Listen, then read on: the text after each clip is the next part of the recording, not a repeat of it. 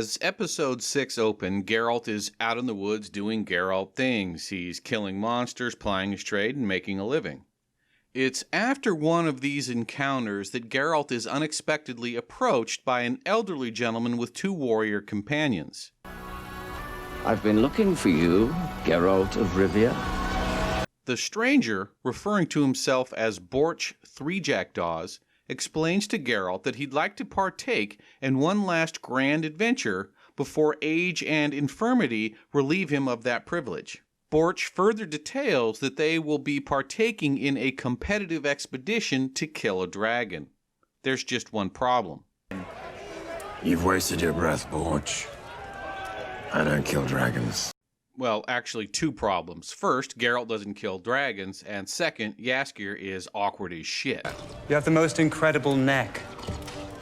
As the conversation wears on, Geralt remains unyielding until he finds out an old friend is joining the expedition, at which point he immediately changes his tune. Ooh, oh, no. Oh, no. Thank you so much. It's been very...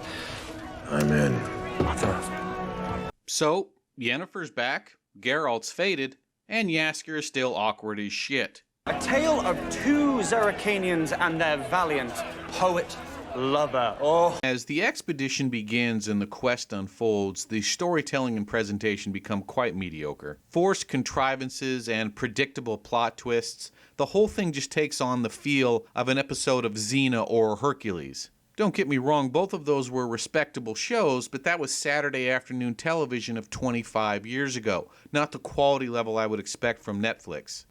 The story itself was an episodic one-off, so I'd rather concentrate on the interpersonal interactions of some of the main characters. Yennefer is the most important social hub of episode 6. However, before we can interpret her actions, we should first define her motivation. In the midst of a frank and personal conversation with Geralt, we discover that once again, Yennefer is looking for a cure to the damage that was done to her womb during her enchantment. What are you really doing here? There are certain healing properties it's rumored to possess. Do not tell me you've traveled all this way for made-up fertility cures using fresh dragon hearts. They're not made up. They are. Now, how does this help us paint the picture? Well, time and time again, we see her overtly flirt with Sir Ike of Dennesley, even going so far as inviting him to her bedchamber. Lady Yennefer, may I escort you to your tent? Will you be joining me? Did I mention Jaskier was awkward as fuck? My lady, I would never degrade your honor in such a way. That ship has sailed, wrecked, and sunk to the bottom of the ocean. Is it possible that Yennefer has a genuine romantic interest in the character? Of course it is. However, Sir Ike of Dennesley has been portrayed as corny, two-dimensional, and compliant, everything that Yennefer despises. It's infinitely more plausible that she's simply manipulating someone whose help she needs to reach and or slay the dragon.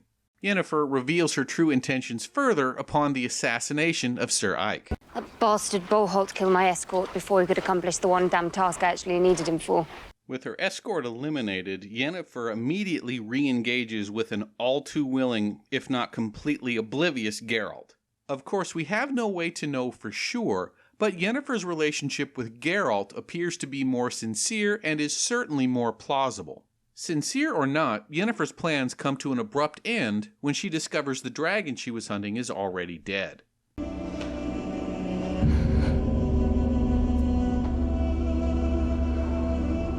As the story comes to a close, Yennefer learns the true nature of the wish Geralt used in episode 5 to save her from the Djinn. That's why we can't escape each other. Why I feel this way inside. It's not because of anything real. You made a wish. For Yennefer, this changes the context of her feelings for Geralt and poisons the well to the extent that whatever relationship they had is now torn asunder.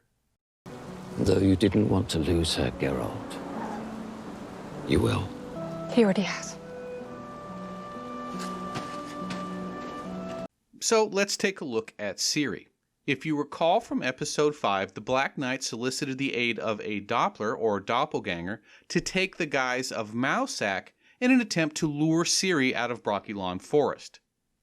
The plan was proceeding well. Ciri was utterly bamboozled and bought in completely. The problem was Ciri's traveling companion Dara was asking all the right questions.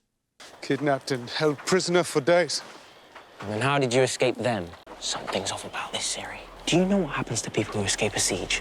They get captured and they get turned. Eventually, Ciri began to take heed of Dara's counsel and tricked the imposter into revealing himself. Did you miss the cold too? Yes, very much. Except you have arthritis. You hate the cold.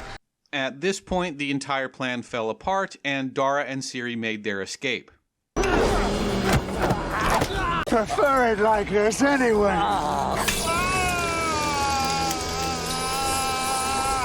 Well, guys, that's it for episode 6. I will be following this show for the entire life of the series, so if you are interested, please consider a like or subscribe, and I will see you after episode 7.